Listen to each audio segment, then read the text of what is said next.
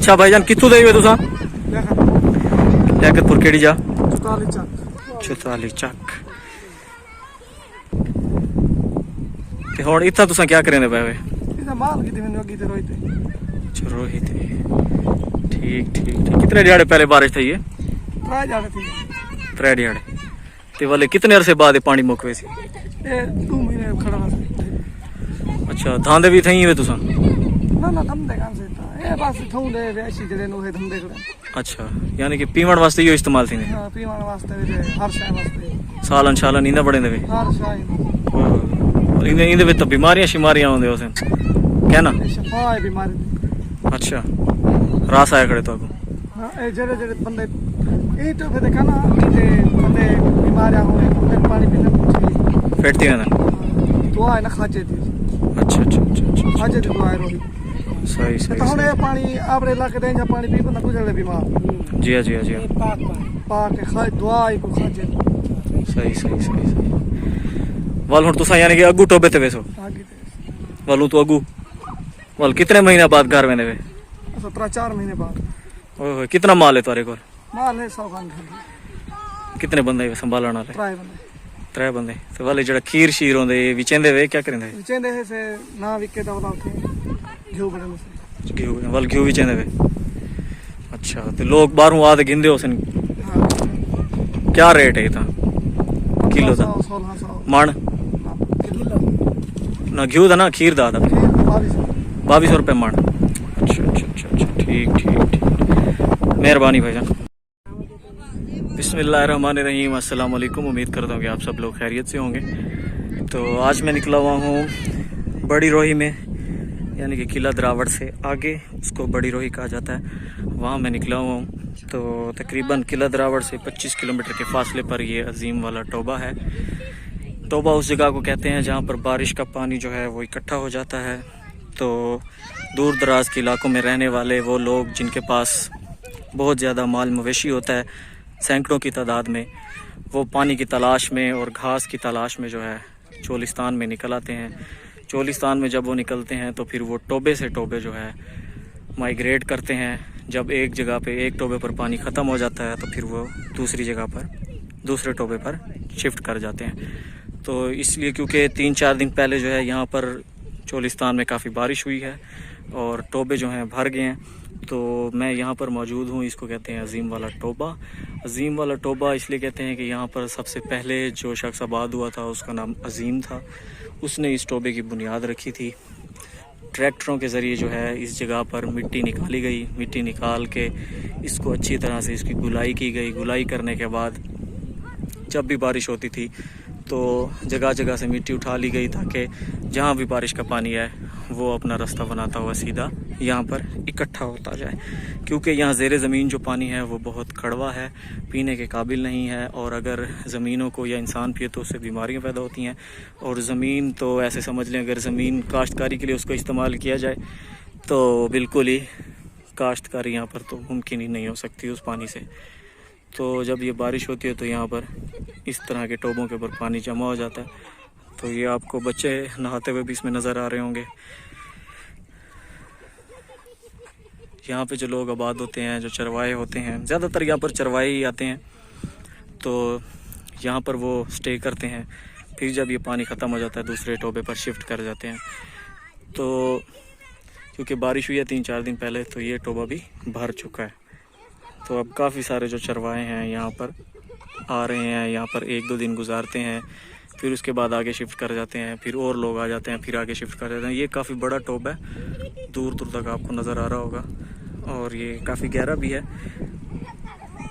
तो अभी यहाँ पर मैंने आपको दिखाया था, एक बंदे से भी हमारी बात हुई थी तो वो बता रहे थे कि यहीं से हम लोग जो है पानी भी पीते हैं, इसी पानी से हम लोग जो है अपने जानवरों को भी पानी पिलाते हैं और इसी पानी से हम लोग सालन भी बनाते हैं। तो सब कुछ जितना भी रोज़मर्रा ज़िंदगी में इंसान पानी इस्तेमाल करता है वो यहीं से इस्तेमाल करते हैं। जब ये पानी ख़त्म हो जाता है तो फिर वो आगे शिफ्ट कर जाते हैं, दूसरे टोबे पर चले जाते हैं। टोबों के ऊपर जो बका की जंग है वो भी होती है। दूसरे जब एक टोबे पर काफ़ी तादाद में लोग आ जाते हैं तो फिर वो किसी और चरवाहे को वहाँ पर नहीं आने देते हैं। हत्ता कि यहाँ पर कहा जाता है कि वो ना हाथ धोने देते हैं ना पाँव धोने देते हैं उस टोबे से, और अगर कोई यहाँ पर आता है तो उसको मारते हैं। उनके अलावा किसी और को वो यहाँ पर आने नहीं देते और ना पानी इस्तेमाल करने देते हैं। तो इस बात से आप देख सकते हैं, अंदाज़ा लगा सकते होंगे कि यहाँ पर पानी की कितनी ज़्यादा ज़रूरत है लोगों को, कि लोग लड़ने मरने पर भी तैयार हो जाते हैं। तो ये सड़क से नीचे आना पड़ता है, नीचे आके थोड़ा दरख्तों से होते होते होते आपको अंदर घुसना पड़ता है। अंदर घुस के आप इस टोबे पर पहुंचते हैं। तो रोही चोलिस्तान जो है उसकी हार्ड लाइफ मैं आपको दिखा रहा हूँ कि किस तरह से यहाँ पर जो है लोग अपनी बका की जंग लड़ रहे हैं। ये काफ़ी बड़ा टोबा है, इर्द गिर्द जो है इसके ये देख सकते हैं आप कीकर हैं चारों तरफ से, और दरमियान में ये टोबा है। पानी काफ़ी ख़राब है, मट्टी वाला है, लेकिन यहाँ के लोगों का कहना है कि ये शिफा है, क्योंकि काफ़ी लोग वो कहते हैं कि यहाँ पर ये पानी पीने से ठीक भी हो गए अगर उनको कोई बीमारी हो। वो कहते हैं कि हमारे जो पीर हैं यहाँ के चोलिस्तान के लोगों के, हज़रत ख्वाजा ग़ुलाम फ़रीद साहब कोट मिठन शरीफ वाले, तो उसकी दुआ है रोही को, तो इसलिए हमें कुछ नहीं होता यहाँ पर। तो वो जो है ये पानी पीने में कोई भी आर महसूस नहीं करते। तो इस टाइम जो है दोपहर के बज रहे हैं 2 और यहाँ पर काफ़ी गर्मी है, लेकिन हवा चल रही है तो उसका शोर भी आपको सुनाई दे रहा होगा। तो ये है टोबा जी, जो कि मशहूर हैं चोलिस्तान के टोबे, या दूसरे देहातों में भी इस तरह के टोबे बनाए जाते हैं। लोग अपने माल मवेशी जानवर जो भी कुछ होता है उनके पास, गाय बकरियां भेड़ें ऊँट, यहाँ पर ऊँट ज़्यादातर इस्तेमाल होता है, और गाय ज़्यादातर लोग रखते हैं यहाँ पर, क्योंकि गर्मी काफ़ी पड़ती है। तो यहाँ पर चोलिस्तानी गाय ही सिर्फ पाली जाती है, और उसके अलावा दूसरी नस्ल की जो ब्रीड्स हैं वो यहाँ पर जो है अपने आप को सर्वाइव नहीं कर सकती, तो वो यहाँ पर रखी नहीं जाती। ना आपको यहाँ पर भैंस मिलेगी, आपको यहाँ पर ऊँट मिलेगा, बकरियाँ मिलेंगी, भेड़ें मिलेंगी और सिर्फ गाय मिलेंगी। तो यहाँ के जो लोग हैं उनका गुज़र बसर जो है वो सिर्फ इसी यहाँ से जो जानवर हैं उनके ऊपर होता है। उनका वो दूध बेचते हैं, और कुर्बानी वाले दिनों में जो है वो यहाँ पर गोश्त भी बेचते हैं जानवरों का, और जानवर अपने बेचते हैं और अपना जो है गुज़र बसर चलाते हैं यहाँ पर। तो यहाँ पर सुबह सुबह जो चरवाहे हैं वो दूध निकाल लेते हैं, अपने माल का दूध निकाल के फिर वो दूसरे शहरों से लोग आते हैं यहाँ पर, फेरी वाले, वो उनसे दूध मनों के हिसाब से ख़रीद करते हैं। ख़रीद करने के बाद जो है वो दूसरे अपने शहर में जाते हैं वापस, वहाँ पर घर घर भी सप्लाई करते हैं, दुकानों पर भी बेचा जाता है। और ये जो चरवाहे हैं दूध निकालने के बाद दोबारा अपने जानवरों को लेते हैं और दोबारा उनको खिलाने पिलाने के लिए फिर रोही में चल पड़ते हैं।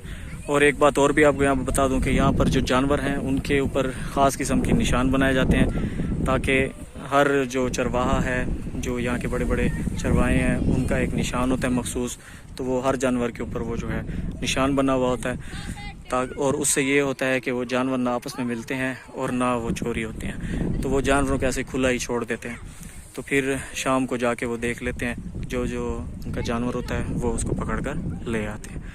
तो ये एक काफ़ी हार्ड लाइफ है यहाँ चोलिस्तान के लोगों की। यहाँ पर गर्मी बहुत ज़्यादा पड़ती है और बहुत मुश्किल है यहाँ पर सरवाइव करना, पानी के लिए जद्दोजहद करना, इधर उधर भागना। जब आपको पीने का पानी भी मैसर नहीं होता यहाँ पर, तो आप इमेजिन कर सकते हैं कि लाइफ कैसी होगी। और तकरीबन साल के 10 महीने यहाँ पर शदीद गर्मी पड़ती है, शदीद। तो लोगों के लिए काफ़ी परेशानी का बाइस है। लोग यहाँ पर NGOs जो हैं, ऑर्गेनाइजेशंस जो हैं डिफरेंट, जो लोगों की वेलफेयर के काम करते हैं, वो यहाँ पर कभी कभी आके नलके लगवाते हैं, और हुकूमत ने भी वाटर सप्लाई वगैरह यहाँ पर लगवाई हुई है। लेकिन कहते हैं कि कुछ अरसे के बाद जो है या तो वो बैठ जाते हैं, या फिर उसके बाद या तो वो बैठ जाते हैं या फिर उनका पानी जो है वो कड़वा हो जाता है। तो इन लोगों के लिए, बेचारों के लिए यहाँ पर रहना काफ़ी मुश्किल है। तो दुआ करते हैं कि आने वाले दिनों में अल्लाह ताला इनके हालात संवारे। हुकूमत को इस तरफ तवज्जो देने की ज़रूरत है। हुकूमत अपने तौर पर काम करे, NGOs जो हैं वो अपने तौर पर काम करें, और हर इंसान जहाँ तक हो सके इस कार खैर में हिस्सा ले। तो एंड में इस वीडियो को यहाँ पर अब ख़त्म करते हैं, और एंड में मैं आपसे दरख्वास्त करूँगा कि अगर अभी तक आप लोगों ने हमारा चैनल सब्सक्राइब नहीं किया है तो काइंडली सब्सक्राइब कर लें, ताकि इस तरह की आने वाली मज़ेदार वीडियोज़ आप तक बर वक्त पहुँच सकें। अल्लाह हाफिज़।